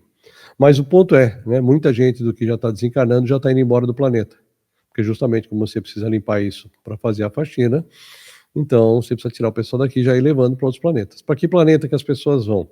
Não é bem joio do trigo, não é ruim ou bom, né? Na época aí, para trás, quando você ia entrar nos lugares, os caras vinham com um termômetro medir a sua temperatura, né? E quando você desencarnar, eles vão medir a sua frequência. Eles já fazem isso hoje, né? Então você está numa frequência muito ruim, você vai lá no nível 1, que a gente chama de umbral, vai para o nível 2, nível 3 lá no solar, ou você já está muito bem desenvolvido, vai lá para o nível 6, não precisa reencarnar mais. Então ele vai medir a sua frequência e vai te colocar numa escala compatível com a sua vibração. Né? Então, se você estiver vibrando muito bem, né, não for ficar no plano 5D da Terra, porque você não alcançou crédito suficiente, né, não fez os cursos necessários para chegar na 5D, mas você pode ir para um outro 3D. Para qual 3D você vai? Naquele que você estiver vibrando. Se você estiver vibrando 250, você vai para um planeta de 250. Se você estiver vibrando 750, você vai para um planeta de 750. Então você vai viver num planeta compatível com a sua vibração, com o seu nível de esclarecimento e conhecimento. Então por isso que a expansão da consciência vem nesse sentido, né, de desconstrução de padrões e crenças enraizados há milênios, para que a gente possa partir para o próximo nível. Então, o curso dessa parte do Fundamentos traz um pouco sobre isso, é muita informação, isso dá para fazer uma formação de 1 ano se quiser, porque tem formação só de chakras, dá para falar 3 meses ali. Né? Então o objetivo é trazer uma base, pelo menos um ponteiro com uma ramificação boa para quem quiser se aprofundar nos assuntos, você tem toda essa estrutura. E o outro módulo é o módulo da mesa em si, de como eu opero a mesa para fazer apometria para pessoas, para animais, para ambientes, fazer encaminhamento de desencarnados, acoplamento que eu chamo da matriz perfeita, que seria tipo uma cirurgia espiritual, São todos processos apométricos. Como é que eu faço para trabalhar com processos, já que um processo basicamente é A brigando com B, e essas vidas passadas, às vezes, é o que move o processo, é a causa do problema. Empresas. Porque empresa, você tem um local físico, tem um histórico que você precisa limpar todos esses contratos, pactos, não sei o quê, dos sócios, para que aquilo possa começar a fluir.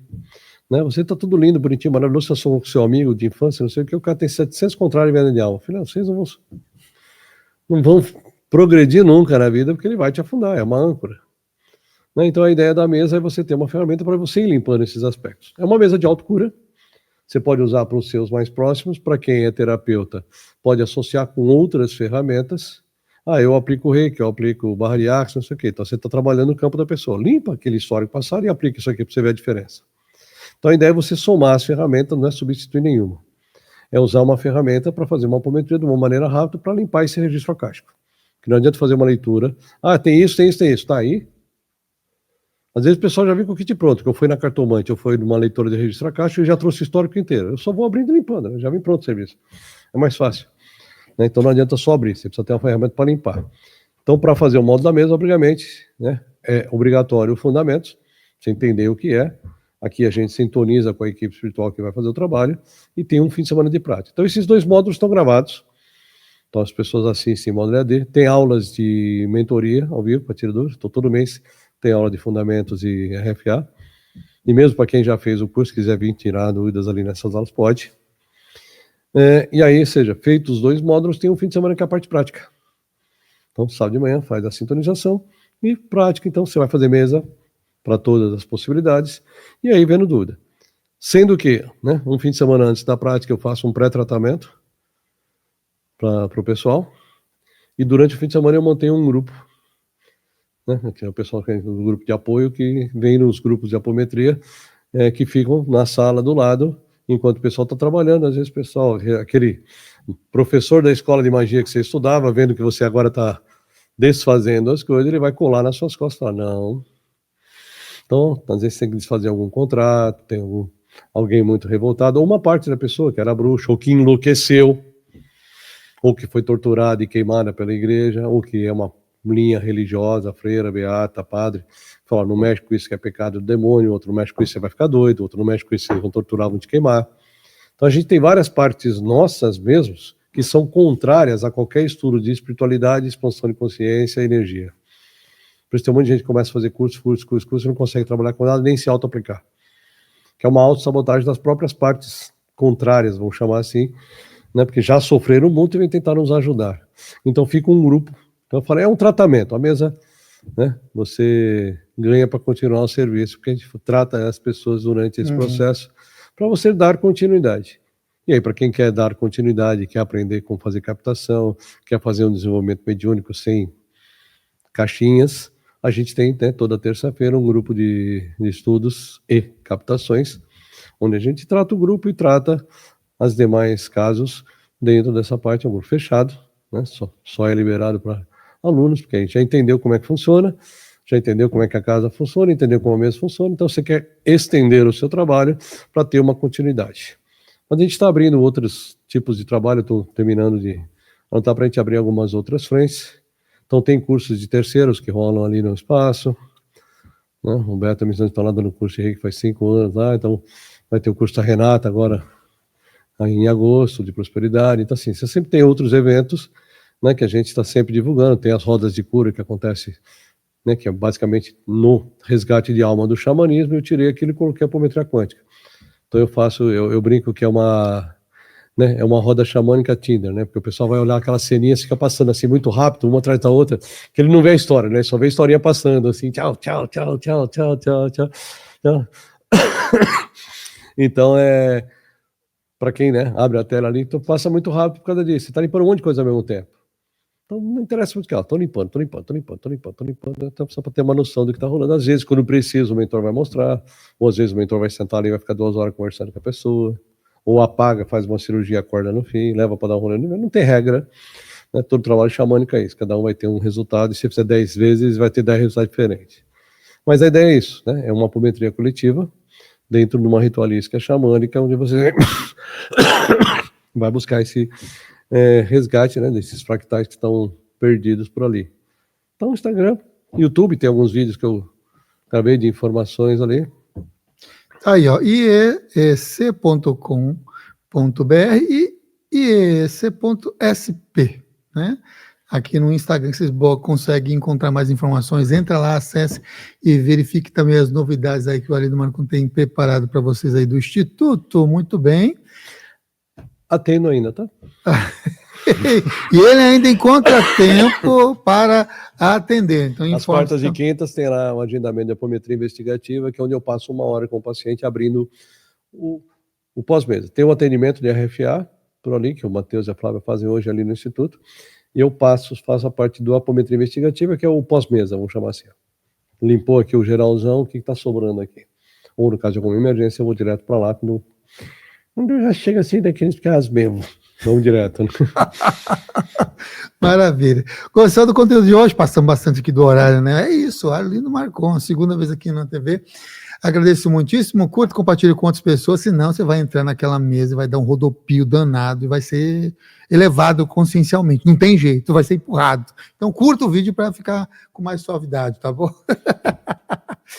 E também tem um Clube Consciência, que é um clube no Instagram, onde você recebe as novidades, as atividades que são desenvolvidas pela TV Consciência, os avisos, atividades todos que são compartilhados com a equipe, o Iago Mihael, a Gabriela Zanca, Lucas, a turminha toda, a Elisângela também está atuando também junto aí com essa parte de comunicação, ajudando as pessoas que estão nesse Clube Consciência, que é também exclusivo só para vocês, com novidades diversas, viu aí que novidades, que legal, né? Quem está já aí no clube, tá vendo as novidades dos bastidores e muitos presentes que estão chegando aí para vocês, tá? Fiquei sabendo que tem até práticas rolando por lá. Tá rolando até práticas, né? É. Práticas semanais, mensagens diárias aí que a turminha tá passando. Meu Deus do céu. Várias novidades que, inclusive, foram os próprios participantes do clube que recomendou, que sugeriu e que votou lá. É um grupo democrático, assim, onde vocês pedem, a gente está aí conectando para trazer essas informações todas, tá? E vai ter outros conteúdos essas ainda aí para o final do ano que vocês vão gostar bastante, então fique bastante atento. Agradecer aqui mais uma vez, segunda participação do Arlindo Marcon aqui na TV Consciência. A próxima vai voltar e vai passar muito rápido. Acho que a gente vai ter que fazer mais uns 4, 5 programas. Ou mais, ou 7, para contar já os pulsos e vão embora. O recorde aqui é do Wagner. Não, Wagner esse não dá. Esse aí não dá. Esse é o concurso, esse tem que deixar lá quietinho. Não é? Então, não dá para competir. Não dá, direto, muito, maratona com ele aqui, de tanta conteúdo, de tanta informação. Então, eu quero agradecer mais uma vez a ele, Arlindo, pela participação aqui na TV Consciência. Eu posso pedir para você deixar uma mensagem de encerramento antes de subir aqui a nossa vinheta. Cara, eu só agradeço, né? Bom estar aqui de novo. E pelas próximas, vamos lá. Né? E eu acho que, assim, conhecimento, o autoconhecimento. Né? Não existem duas pessoas iguais, o histórico de vida são diferentes de todo mundo, por mais que sejam gêmeos. Então, se você não se conhecer, é difícil você tentar entender. Então, buscar, exatamente. Tem uma frase antiga, conheceis a verdade vos libertará, e é exatamente isso, porque quando você se livra desses padrões e crenças, você passa a viver a sua essência. E a sua essência é um Deus co-criador. Então, é essa leveza que a gente precisa buscar para o nosso dia a dia.